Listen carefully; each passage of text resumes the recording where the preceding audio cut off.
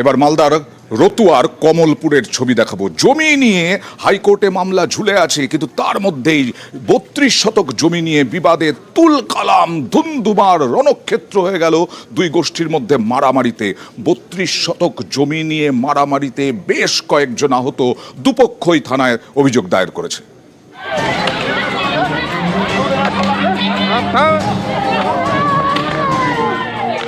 বাঁশ লাঠি নিয়ে সংঘর্ষ, আগুন, একেবারে ধুন্ধুমার। জমি বিবাদে এভাবেই উত্তপ্ত হয়ে উঠল মালদার রতুয়ার কমলপুর গ্রাম। এখানে 32 শতকের একটি জমি রয়েছে। এই জমির মালিকানা নিয়ে দীর্ঘদিনের গোলমাল।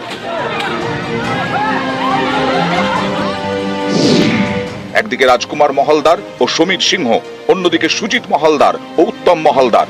দুপক্ষের ওই জমি বিবাদ আদালতে বিচারাধীন। এরই মধ্যে মঙ্গলবার রাজকুমার মহলদারের বাড়িতে হামলার অভিযোগ ওঠে অপরপক্ষের বিরুদ্ধে। যদিও অপরপক্ষের দাবি রাজকুমাররা জোর করে জমি দখলের চেষ্টা করেছিল। এরপরেই লাঠি, সোটা, বাঁশ নিয়ে সংঘর্ষে জড়িয়ে পড়ে দুপক্ষ। এমনকি জমিতে বেড়ার একাংশ ভেঙে আগুন দিয়ে জ্বালিয়ে দেওয়া হয়। বাড়ির বেড়া সরিয়ে দিল, সরিয়ে দিয়ে লাঠি, ইট, পাথর, হাতে ধারদার অস্ত্র, হাসুয়া, বল্লম, ফোরসা, এগুলো সব নিয়ে ওরা আক্রান্তভাবে মারার চেষ্টা, আগুন লাগাবার প্রচেষ্টায় আসে, কিন্তু বাড়িতে আগুন লাগাতে পারেনি। 32 শতক জমি জবরদখল করে ওখানে ঘেরার জন্য আসে। সেই ঘেরাটা আমরা আটকাতে যাই। ওখানে আমাদের উপরে প্রচণ্ডভাবে হামলা করে ওরা তো ভিত্তিহীন অভিযোগ দিয়েছে। ওরা আগুন লাগিয়েছে নিজে থেকে।